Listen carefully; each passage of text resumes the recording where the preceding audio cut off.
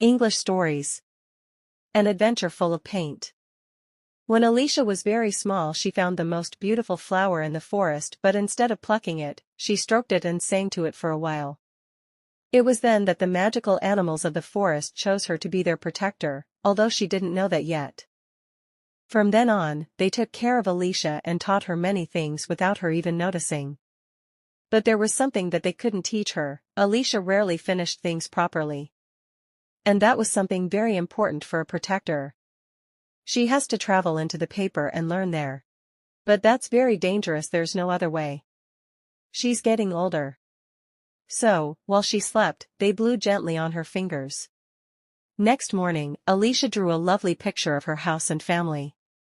When she finished, she let the pencil fall onto the paper. However, instead of landing on it, the pencil sunk into the page as if it had been thrown into a pool. When it reappeared, it was a part of the drawing.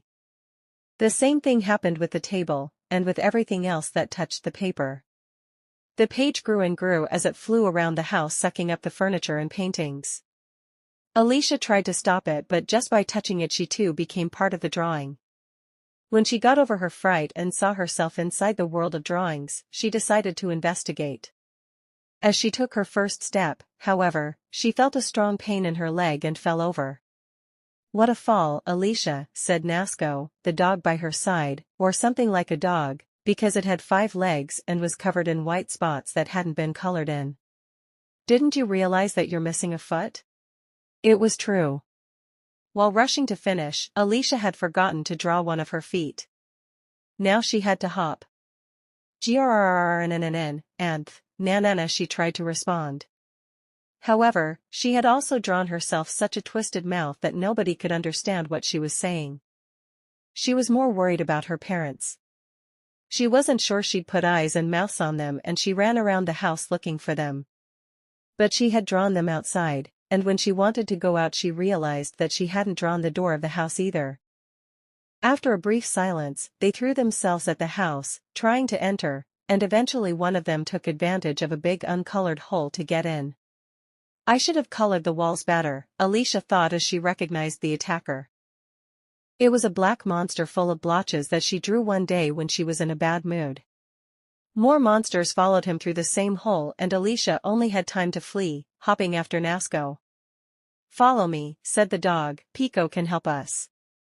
Alicia looked at him, surprised. Pico was only a little songbird. Pico escaped through the window and flew around looking for the rest of the family. Then Alicia spotted her pencil close to home and pointed out to the bird where to set her down.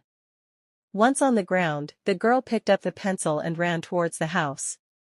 She got there just in time to color in the spots she missed in the wall and left the monsters trapped inside. "Good," shouted Nasco and Pico.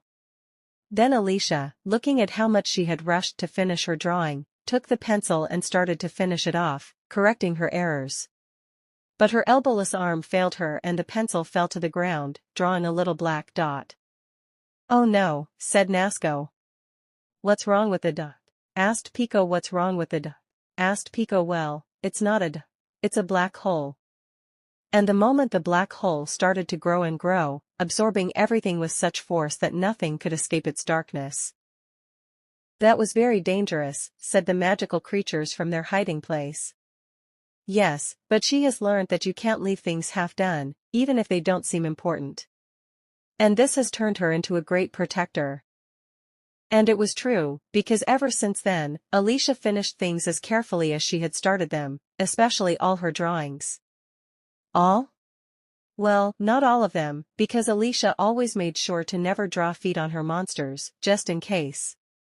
The moral of the story is likely to emphasize the importance of taking your time and paying attention to detail when completing a task.